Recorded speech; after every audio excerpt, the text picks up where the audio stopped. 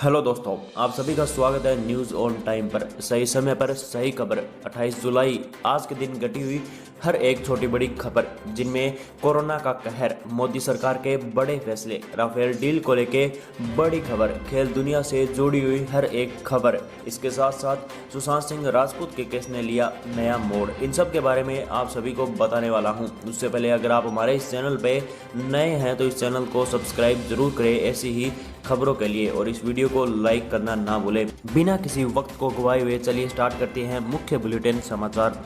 24 घंटे में 46,000 से ज़्यादा मामले बढ़े, 34,000 लोग ठीक भी हुए, 636 मरीजों की जान भी गई है। देश में अब तक 14,28,000 केस दर्ज।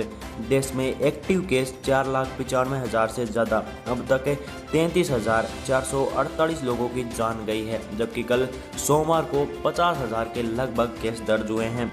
जबकि आप सभी को बताना चाहेंगे, महाराष्ट्र के अंदर सोमवार को 7,924 केस एक साथ दर्ज किए गए हैं, जो कि सोमवार के दिन का सबसे बड़ा आंकड़ा है। इसके साथ ही अगली बड़ी खबर जुड़ी है राफेल डील से।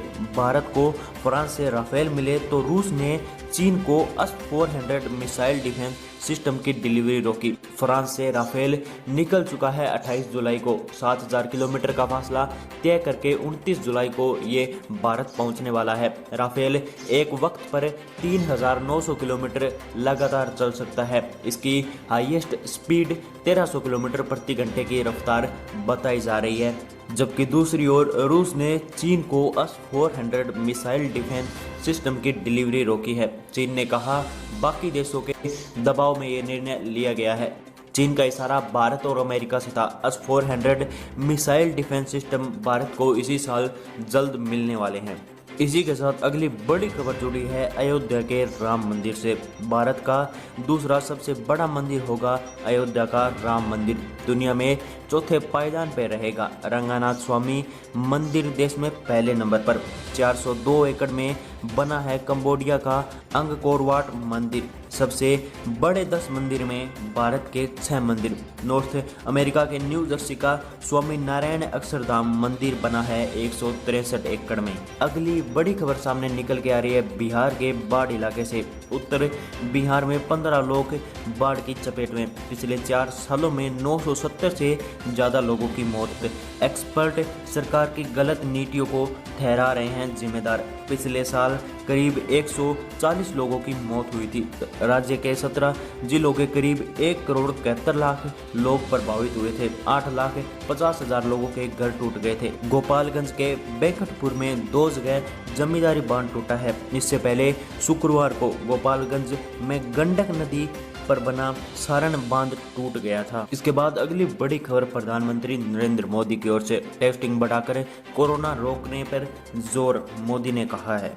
आज भारत में 5 लाख से ज्यादा टेस्ट हर रोज हो रहे हैं। आने वाले 10 दिनों में हर दिन 10 लाख टेस्ट करने की कोशिश हो रही है। आज से नोएडा, मुंबई, कोलकाता में नई टेस्टिंग फैसिलिटी की शुरुआत। देश में कोरोना के केस 14 लाख से ज्यादा हुए। Recovery rate 67.19%। प्रधानमंत्री नरेंद्र मोदी ने सोमवार को 3 शहरों नोएडा, मुंबई और कोलकाता में कोरोना टेस्टिंग के लिए हाई थ्रूपुट ऑटोमेटेड सेंटर्स की शुरुआत की। इनमें एक दिन में 10,000 सैंपल टेस्ट किए जाएंगे। मोदी ने कहा, आज भारत में 5 लाख से ज़्यादा टेस्ट हो रहे हैं और आने वाले दिनों के अंदर 10 लाख टेस्ट एक दिन में करने की कोशिश हो रही है। उन्होंने कहा, आज भारत दुनिया का सबसे बड़ा PPE किट मैन्युफैक्चरर है। सिर्फ 6 महीने पहले देश में एक भी मैन्युफैक्चरर नहीं था, जबकि आज 1200 से ज़्यादा है। मैन्युफैक्चरर हर रोज 6 लाख से ज़्यादा PPE किट बना रहे हैं।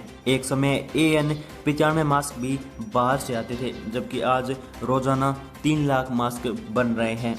इसके बाद बड़ी खबर सामने निकल के आ रही है राहुल गांधी की ओर से, जो कि सरकार पे बहुत ही बुरे तरीके से बरस चुके हैं। कांग्रेस नेता बोले, चीन ने हमारी जमीन पर कब्जा किया, उन्होंने ऐसा करने देना देशद्रोह। मैं सच ही बोलूँगा, चाहे पॉलिटिकल करियर बर्बाद ही क्यों न हो जाए। चीन के कब्जे पर, राहुल ने कहा। इससे मेरा खून खौलने लगता है कि किसी देश ने हमारे इलाके में घुसकर हमारी जमीन पे कब्जा किया है। राहुल ने इसके साथ साथ ये भी कहा, मैंने सैटेलाइट इमेज देखी है, पूर्व सैन्य कर्मियों से बात की है, सब जानते हुए भी मैं झूठ नहीं बोल सकता।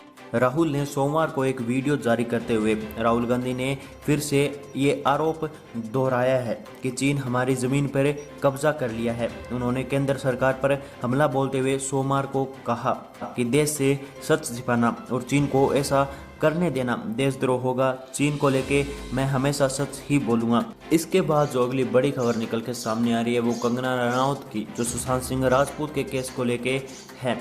कंगना का ऑस्कर विनर आर्टिस्ट को सपोर्ट, पीएम मोदी से पूछा कोई उम्मीद बची है। सुशांत सिंह राजपूत के सुसाइड के बाद से ही इंडस्ट्री के कई लोग अपने साथ हुई आपबीती को साझा कर रहे हैं, इंडस्ट्री के डार्क पहलुओं पर अपनी राय रख रहे हैं। हाल ही में AR रहमान ने भी कहा बॉलीवुड में एक गैंग है जो उनके खिलाफ काम कर रहा है, जिसके चलते हुए वे ज़्यादा हिंदी फिल्में नहीं कर पा रहे।